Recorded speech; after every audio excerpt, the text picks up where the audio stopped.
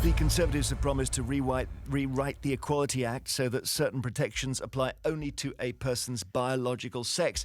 Prime Minister Rishi Sunak said the safety of women and girls meant the current confusion around definitions of sex and gender can't be allowed to continue.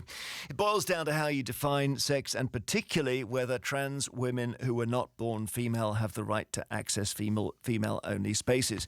Women's refuges or rape crisis centres are often cited as an example of where an exclusion may be required if female survivors indicated that they felt uncomfortable about the presence of a trans woman. The Conservative policy strengthens the rights of organisations to make such exemptions. They say the current law has been rendered too ambiguous by what they call evolving interpretations of sex and gender. Some see sex as referring strictly to biological sex. Others believe it also applies to people with a gender recognition certificate. That's the legal document allowing somebody to change the legal sex on their birth certificate. The Conservatives argue that this means organisations trying to provide single-sex spaces are being left open to legal challenges. So we'd love your thoughts on this. Will sex and gender be an election issue for you? Do get in touch. Email vine@bbc.co.uk. Please include your phone number so we can call you back. You can text us 88291. You can WhatsApp us as well on the long number, which is 88291. And we're going to speak now to Maya Forstater, who is a campaigner in this area. And just you start first of all, Maya, and tell us what you think of this. We think it's very good news that the Conservatives have made this announcement today, and we want all parties to stand up for single-sex services. This is not a culture war issue. This is about women's rights.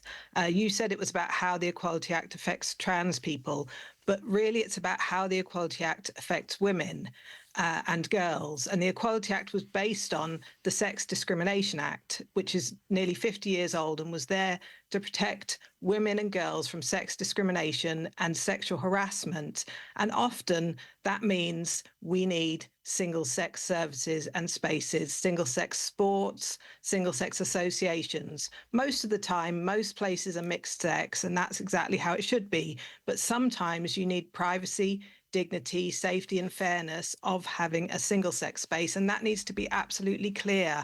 And that's not about men who wish they were women. They simply can't be allowed into women's spaces. Okay. Otherwise, they become mixed sex. Let me bring in Joanne Monck, who is a trans woman and a transgender advocate from West Sussex. You disagree with the last bit of that, especially, Joanne? Yes, to a point, and I totally get what Maya is saying. There is a lot of confusion about the Act. The Equalities Minister, Ms. Badenoch, has said that it's not actually directed at, or the new proposals are not necessarily directed at the transgender community that have actually gone through full surgery. I have some. I see. So you think it wouldn't include yourself, for example? Is that right? I don't think she said anything about surgery. It's not possible to ask, and I wouldn't want to ask whether somebody has had their genitals or any other part of their body had surgery on it. And I don't think the minister has said that, or the candidate has said that. She's a cabinet minister. Yeah, she's not the minister anymore. Well, no, she is minister. Yeah, we've still got a government. Okay. Joanne, sorry. So that being the case, it is much more simple, isn't it? It's about the fact that in the law, you are considered to be the sex you were born as.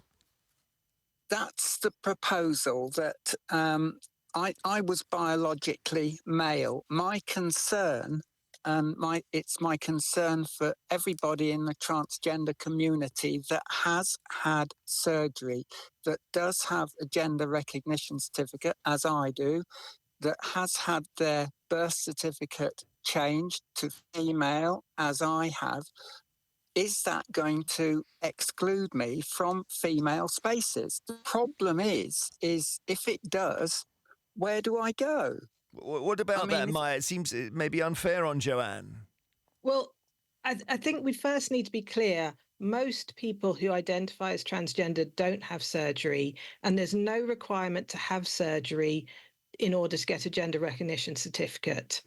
It's just simply something that you can't ask. And so in places where you have you separate people into male and female, for example, for changing toilets and so on, obviously you should be able to easily accommodate people who don't feel comfortable going into their own sex spaces. You have a third space, you have a unisex option.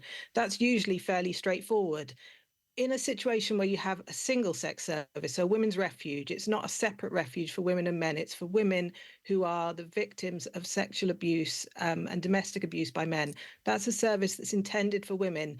And the simple answer is that's not for transgender males. There may be other services for people who have the life experience of Joanne, but that's not the life experience of women. Well, you're calling Joanne a transgender male. Well, Joanne is male. Oh, I Joanne see. was Rather born than male. Your No, sex no, is trans woman. no. written into every cell of your body. Maya, You Maya. can change your name, you can change your pronouns, you can wear makeup and have long hair, you can take hormones, but it doesn't change your sex. Maya, let's be very clear. I am not male. I am female. I am legally female, and I have been since I was born. It was just at a point in my life when I understood who I really was. And that is the case for all transgender women.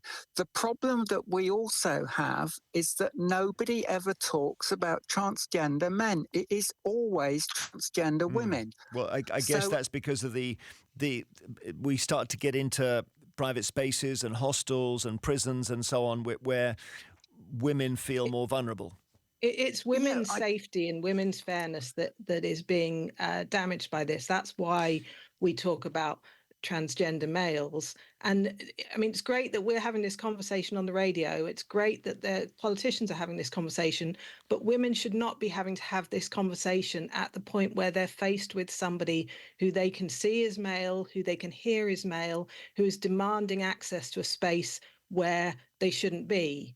Well, there was a case in Edinburgh recently, which I want to ask you both about, and this may well be very relevant. It's the Rape Crisis Centre in Edinburgh, where one of the rape crisis workers said we need to talk about whether it's acceptable for victims of rape to be counselled by trans women, in other words, women who had been biologically male. And because she expressed that view, a tribunal found that she was basically driven out, and they decided that that was unfair. So now, Joanne, let me ask you where your sympathies are with that very difficult case.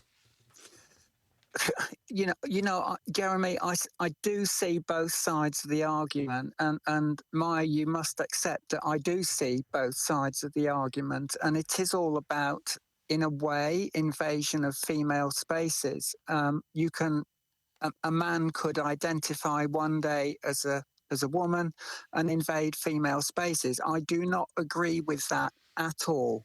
That is not what the transgender community about. The transgender community as a whole are very, very genuine people that are simply trying to lead a life that they deserve, that makes them happy.